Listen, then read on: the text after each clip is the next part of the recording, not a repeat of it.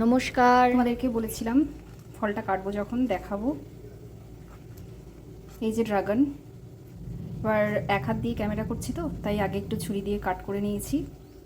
এবার এখান থেকে খোসাটাকে ছাড়িয়ে নেব। দু হাত দিয়ে করলে জিনিসটা একটু তাড়াতাড়ি হতো। এই যে এটাকে খোসা থেকে আলাদা করে নিয়েছি, পরিষ্কারভাবেই বেরিয়ে এসেছে।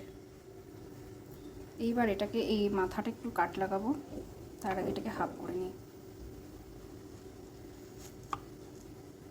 দেখেছো কালারটা কি সুন্দর, দেখো।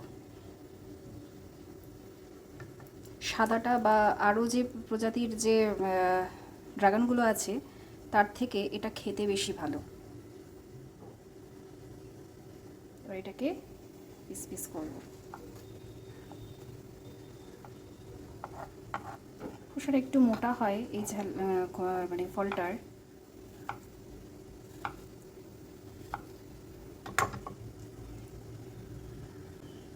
এই দেখো,